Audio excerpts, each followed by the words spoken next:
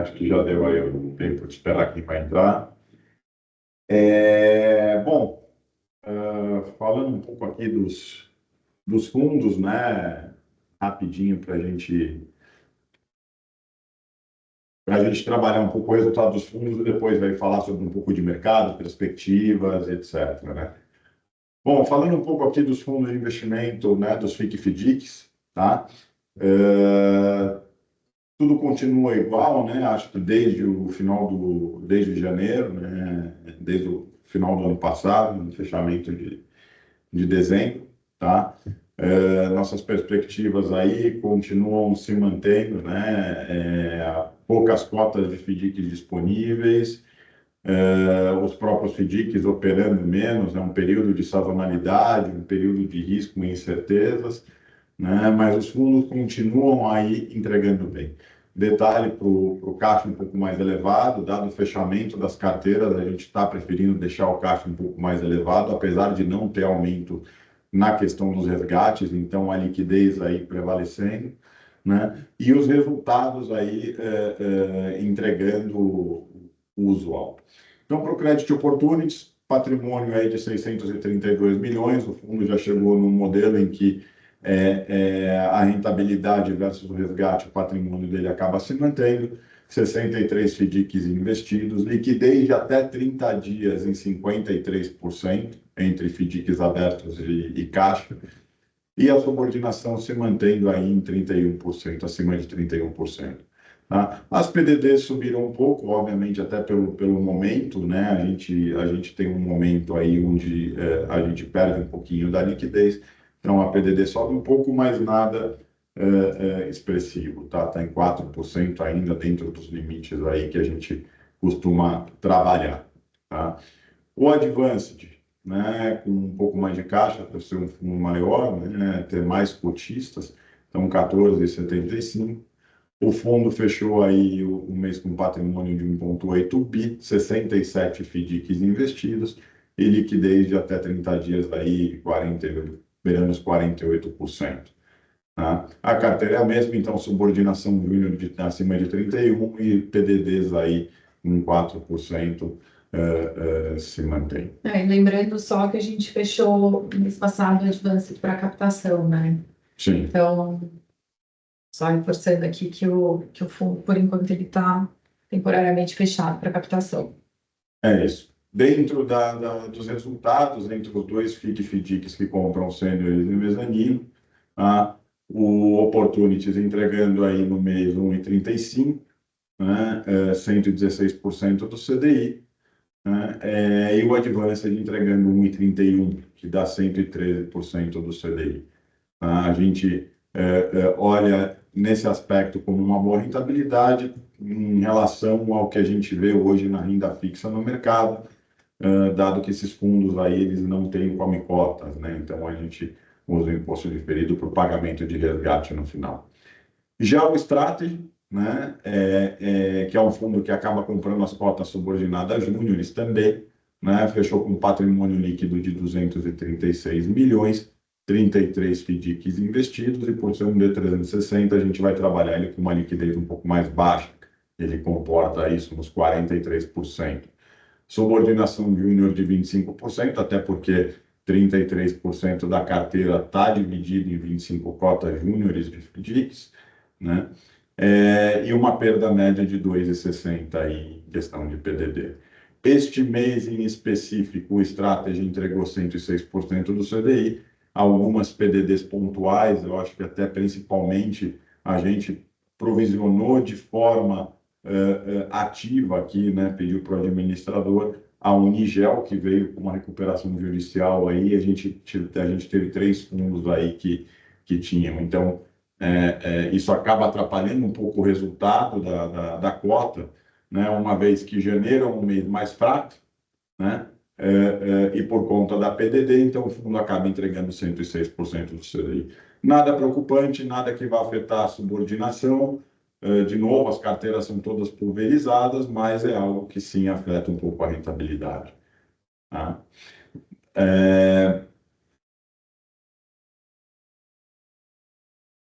Olhando um pouco aqui para as carteiras, tá?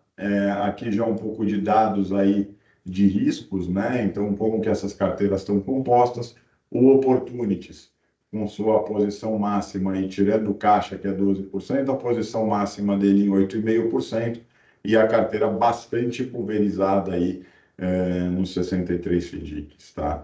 Lembrando que cota sêniores de FDIC e gestão de terceiros, a gente, FDIC e gestão de terceiros, a gente só investe em cotas sêniores. Então, FDICs de gestão em 8 partes, 62%, tá? Isso que é o que tinha de diferente nos índices anteriores. Carteiras estão muito bem escalonadas, né? Aqui um pouco do Advanced também, a maior posição sendo 7%, logo depois do caixa, né? E a carteira bastante pulverizada em 67 FDICs. Diferente do Opportunities, que é um fundo que já carrega cotas antigas, até com mais gestão de terceiros, FDICs de gestão M8 em 79%. Tá? Importante, por mais que a PDD tenha subido um pouquinho, né? Que foi, na verdade, no mês passado de 3,95 para esse mês, que foi 4,03, ou seja, nada com muita expressividade, mas as recompras, né, que é um índice de risco aí que a gente mede diariamente, né, e é um índice de risco muito importante, que são as substituições pelos sacados que não pagam, ficaram em 3,17, tá? Abaixo do que eu esperava e abaixo da sazonalidade para janeiro, tá? Em comparação com o mês anterior, foi de 2,96. Então, assim, as carteiras estão se comportando muito bem e mantendo a liquidez no período, tá? Então, isso a gente fica bem mais tranquilo. Aqui um pouco da carteira do Strato, joga aqui com mais mezanino e subjúnior, representando 60% da carteira. A gente tem aqui, então... desculpa, alguém levantou a mão?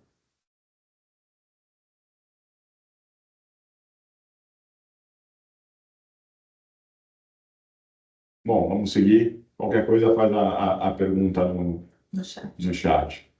Tá? FDIC de gestão em 8 partners, para o Strategy 90%, até porque o fundo ele ele tem cotas mezanino e júnior, representando aí mais de 60% da carteira, né? Mas também mantendo aí o bom comportamento, com recompras abaixo de 3%, PDDs de 2,60%. Tá? Falando um pouco aí da renda fixa, tá? O Capital Plus, né, o fundo que leva aí o nosso D32, que leva aí 40%, até 40% de cotas sêniores de FDICs na carteira, entregou no mês 1,25, equivalente a 108% do CDI, seguindo o esperado por conta dos spreads baixos aí da renda fixa e também numa liquidez um pouco mais alta. Tá? Hoje são 38% em cotas de FDICs, 21% em debentures, 4% em CDBs, 22% a 64% em IR. E o resto aí em título público e caixa. Tá?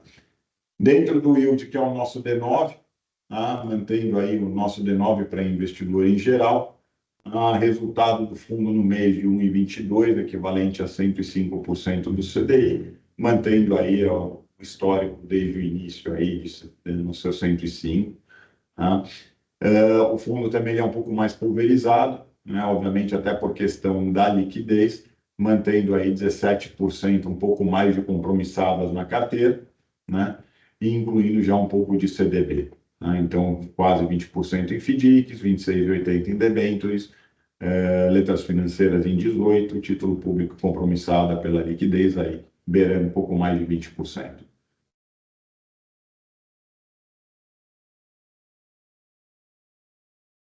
Nos fundos de previdência, aqui na verdade a gente está com os dois FICs, né, o da XP e o do BTG, né, a carteira é a mesma porque é masterizada, tá?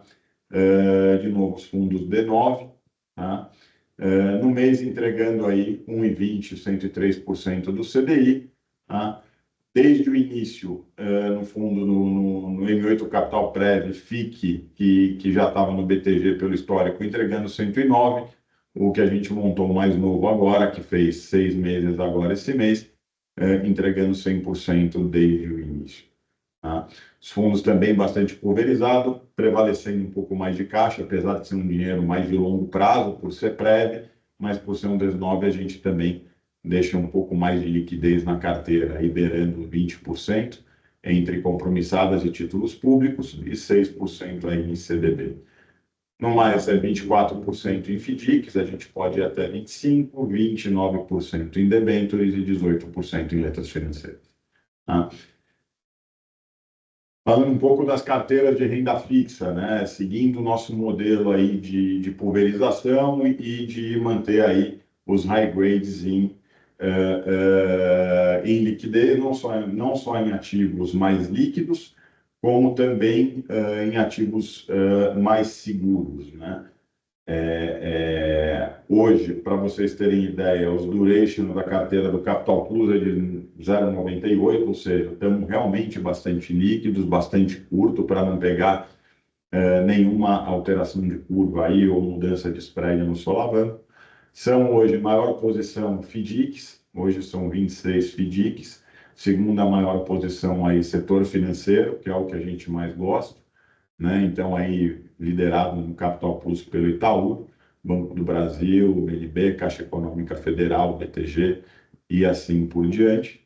E no caso das debêntures, sempre olhando para setores onde a gente entende que sejam mais seguros, lembrando que o setor de agronegócios basicamente são as maiores empresas aí, AAA, no caso a gente tem só a coisa aqui. Então, a ideia mesmo é trabalhar essas carteiras e fugir um pouco aí dessa incerteza política, econômica que a gente está vivendo, tá?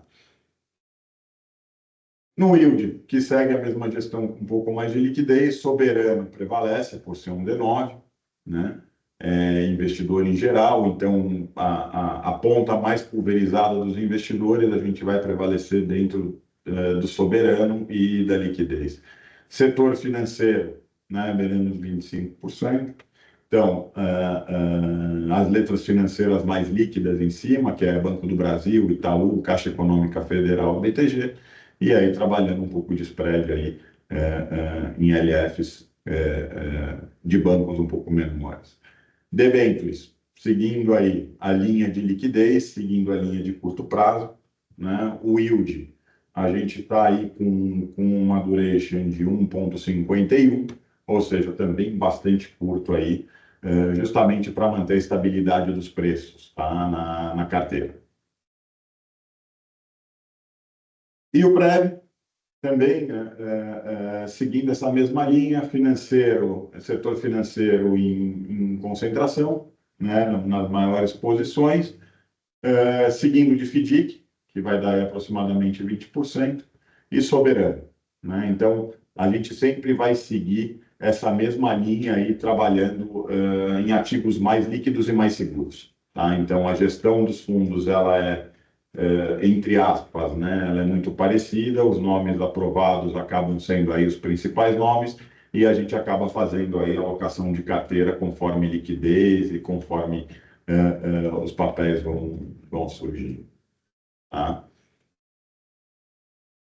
Falando um pouco. Aqui. Deixa eu só tirar da apresentação. Falando um pouco aqui de mercado, né? Vamos começar um pouco aqui pelo mercado em geral. Janeiro é um ano um pouco mais parado para crédito, né? A gente tem visto aí, por mais que a gente tenha visto algumas emissões, mas essas emissões acabam vindo em preços muito, muito baixos, né? Para a gente acabar entrando. Então, emissão longa com preço baixo, a gente acaba ficando fora, a gente está operando mais no secundário, tá? Preservando caixa. O mercado de crédito de FDICs, dentro da sua sazonalidade, está parado, a gente vê um pouco de reação, um pouco de utilização de caixa, mas dentro dos FDICs a gente não enxerga para esse ano um aumento de alavancagem ou uma captação de cotas, assim, só uma reposição das amortizações, pelo menos até o momento, né? É um mercado muito dinâmico, a gente precisa entender como a coisa vai andar depois do carnaval, tá? Para o mercado de high grade, eu acho que todo mundo acompanhando aí, o mercado está bem difícil, a liquidez ela continua gigante para o mercado de crédito e deve continuar isso esse ano, enquanto o CDI estiver nesse preço. Acho que o carrego do crédito está fazendo muito sentido para os investidores, isso está trazendo essa liquidez toda para dentro. Então, a gente acaba ficando um pouco mais nessa questão de vamos trabalhar de forma curta, com ativos de primeira linha, para fugir de volatilidade. Vamos tentar manter as carteiras estáveis para entregar aí o resultado no final do ano e não tomar sustos, né? Dentro desse modelo, tá? Passando um pouco aí para FDICs, né? Em dados de FDICs, a taxa média hoje operada pelos FDICs na questão das duplicatas, a gente está em 2,46, pouco acima do mês passado, que foi 2,23. O caixa do FDIC subiu um pouco, normal pela sazonalidade. Tiveram alguns FDICs que precisaram, inclusive, amortizar ou pagar resgate por conta de desenquadramento, de risco de desenquadramento por excesso de caixa. Subiu de 10,43 para 11,47, né? Subordinação júnior, ela praticamente se manteve nos 31, no mês passado foi 31,64, desse mês foi 31,62, de média nos FDICs investidos. Rentabilidade das cotas júniores, essa subiu, tá? Foi de 2,44 para 3,07. Tá? Por que isso? Porque a gente vai trabalhar com as empresas agora no começo do ano, né, operando aí, que eles deixaram de ter caixa no ano passado por conta de 13º, por conta de suprir a produção para o final do ano, precisavam fazer capital de giro no começo do ano, você acaba conseguindo operar uma taxa um pouco mais alta. Então, foi de 2,44 para 3,07. PDD, né? Saiu de 3,95 para 4,03, ou seja, praticamente estável. De novo, né, desculpa, não era a taxa média de 2,44, 3,07, era a rentabilidade das júniores. Tá? PDD de 3,95 para 4,03 se manteve, recompras de 2,93 para 13,17. O prazo médio ele acaba sendo um pouco alongado, até por falta de duplicatas nessa época do ano, subiu de 63 para 69 dias, também nada de muita expressividade, e a liquidez se manteve aí próximo aos 90%, caiu de 93% para 91%. Tá? Ou seja, a carteira praticamente se manteve, por conta um pouco menos de caixa e de operações um pouco mais, com taxas um pouco mais altas, a rentabilidade das júniores melhorou um pouco, mas nada que seja muito expressivo. Tá?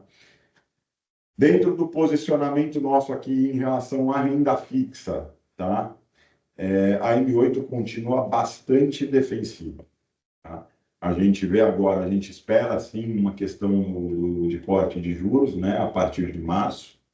Né? A gente acha que a gente deve ter aí uma desaceleração econômica, apesar de a gente ter visto o IPCA um pouco mais alto, mas basicamente por conta de combustível, a gente já teve aí uma queda no combustível no final do mês passado. Então, a gente espera sim que tem espaço para a taxa de juros cair. De qualquer forma, mesmo com a taxa de juros caindo, a gente ainda vê que o mercado de crédito está muito agressivo e está bastante arriscado. Eu acho que tem muita coisa ainda para aparecer, né? A gente conversando aqui em relação a Banco Master, em relação a Fictor, em relação a Reag, eu acho que tem lá fora em relação a Donald Trump, Irã, mesmo aqui a questão agora de quem vem para a presidência, quem não vem, todas essas discussões, a gente acha que o mercado de crédito ainda pode ficar volátil, né? A gente vê muitas variáveis atuando dentro de um setor que basicamente o preço do crédito está mascarado pela liquidez. Então, para ficar fora e não tomar esse risco, a gente aqui continua defensivo com a liquidez alta, com ativos mais seguros, caixa também um pouco mais alto. Setores menos cíclicos, né? A gente tenta se posicionar dessa forma. Exatamente. Aqueles setores que não faltam dinheiro, que a gente sabe que eles vão se manter. Preferência hoje por ativos bancários, apesar de serem os mais escassos, né? Mas é o que a gente dá preferência hoje. e tentar manter aí esse resultado aí ao longo do ano, tá? O que mais? Eu acho que no mais acho que não tem muito mais o que falar. A gente está começando o ano, vem Carnaval agora, a gente sabe que o ano começa depois do Carnaval, né? A gente espera manter a cabeça, a gente vai manter essa mesma cabeça provavelmente ao longo do ano. Os FIIs de FDICs, né? Tem bastante gente perguntando. Hoje a gente está com muito caixa, a gente vai depender muito do crescimento do mercado para a gente retomar esses fundos, né? A gente hoje tem cotas aí disponíveis e vê um mercado ainda disponível para suportar, né, o crescimento dos renda fixas, pelo fato deles terem menos FDICs na carteira, né? Mas agora, em termos de FIC e de FDIC, pelo volume de captação que estava entrando, não é algo que a gente acha que deva reabrir, pelo menos não até o meio do ano, né? Até conseguir dar uma equalizada aí na questão do caixa na manutenção do risco-retorno. Até porque acaba não valendo a pena, né? Hoje eu conversei com 2 FDICs que vão emitir cota, que o pessoal está emitindo cota num preço que não vale a pena a gente entrar, né? Então, o risco-retorno não está funcionando, né? Deixa eu dar uma olhada aqui, tem uma pergunta.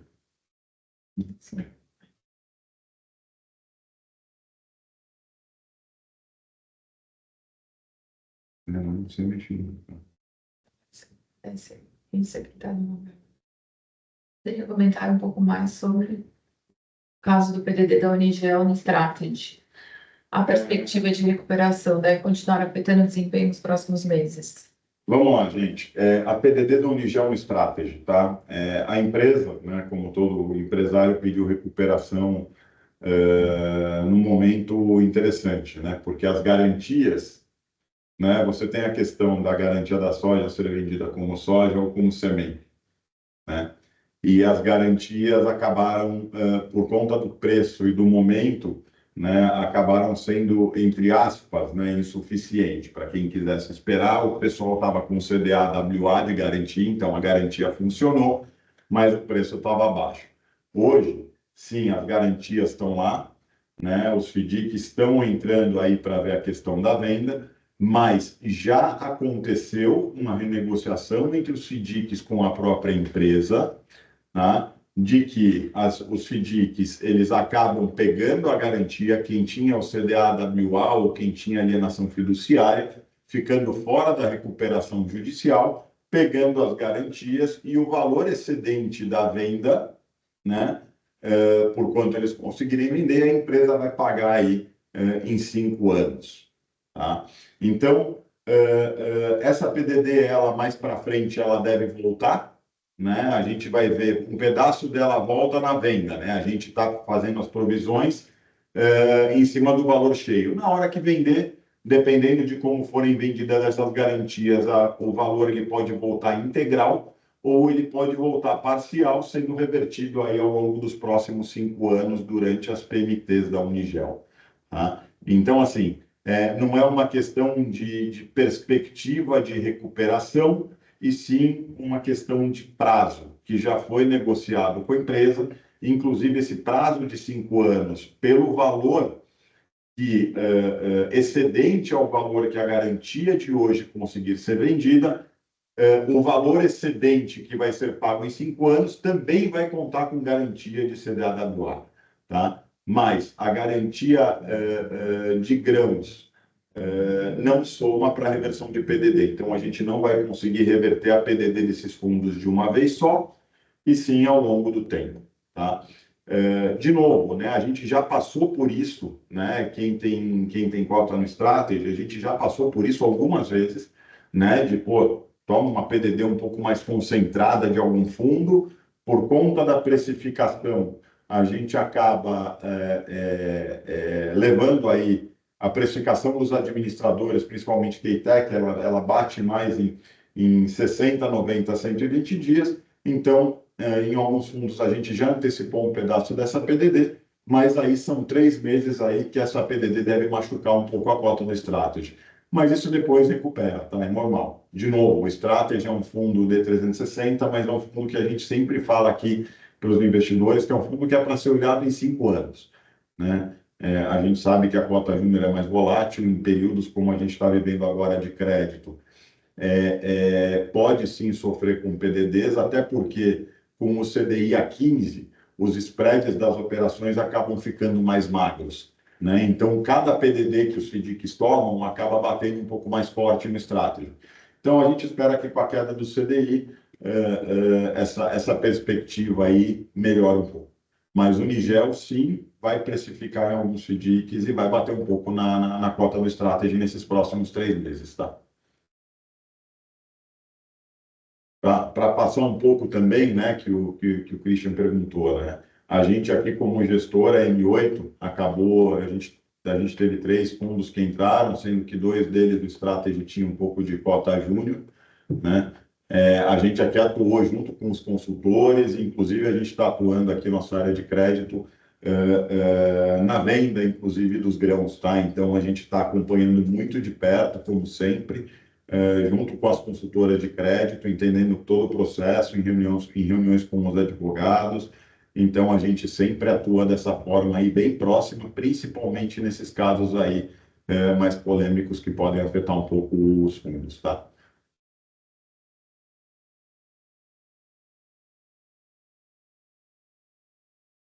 Mais alguma dúvida, gente? Então, eu acho que é isso. Acho que hoje eu e Helena vamos ficando por aqui. A gente, de novo, né? Estamos só começando o ano. Mesmo com eu acho importante, mesmo com a PDD do Nigel, o fundo ainda entregou 106% do CDI. Agora a gente bora recuperar aí nas outras operações.